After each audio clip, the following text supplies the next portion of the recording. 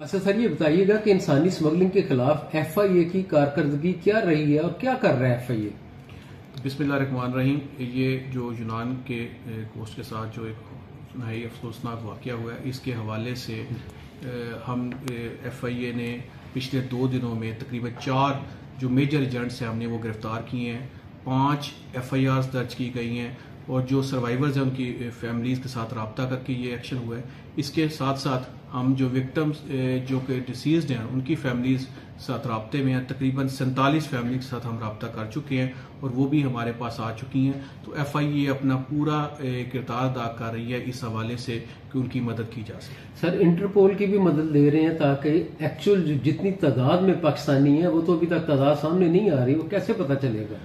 जी बिल्कुल, वो हमारा जो लिंक ऑफिस है एथेंस वाला, हम उनके साथ भी राब्ते में हैं। अभी फिलहाल चूंकि उसमें उन्होंने डीएनए प्रोफाइलिंग के हवाले से कहा है, गवर्नमेंट ने कमेटी बना दी है। हम फैमिलीज़ की डीएनए के हवाले से मदद कर रहे हैं ताकि उनके डीएनए करवाया जा सके और वहाँ पर भिजवा कर आइडेंटिफाई कर सके डेड बॉडीज़ के किन फैमिली मेम्बर्स की वहाँ पर वो जो मिल चुकी हैं वहाँ पर डेड बॉडीज़। कितने लोग अभी तक ऐसे हैं जिन्होंने आपको रिपोर्ट नहीं किया और उनके जो है बच्चे प्यारे उनके जो है वो अभी तक उस हादसे में का शिकार हो चुके हैं? चूंकि इस वक्त हमारे पास फिगर्स मौजूद नहीं है कि कितने पाकिस्तानी उस शिप में मौजूद थे।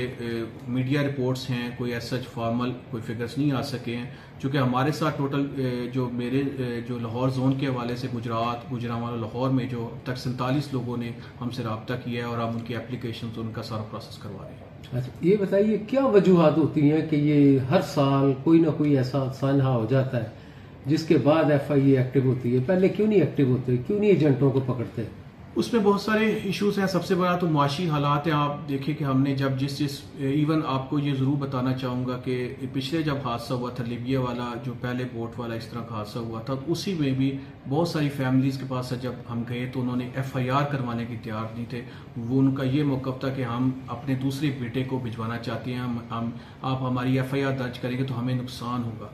तो बहुत सारे ये इश्यूज हमारे लिए आते हैं। इस दफ़ा भी हमने बहुत सारी फैमिली के साथ राब्ते में कर रहे हैं और वो हमें टाइम दे रही हैं कि हम आते हैं, लेकिन वो आने को भी तैयार ही, हम फिर वहाँ पर ही जाकर खुद उनसे एप्लीकेशन लिखवा रही हैं। इसमें बहुत सारे मसाइल हैं, मुआशी हालात है। जैसा आपको पता है कई लोग ऐसे हैं जिनके एक फैमिली मेंबर ऑलरेडी इटली में या यूरोप में किसी मुल्क में मौजूद है, दूसरे भाई ने ट्राई कर रहा था और वो भी उसमें उनका ये है कि हम तीसरे भाई को भेजना चाहेंगे।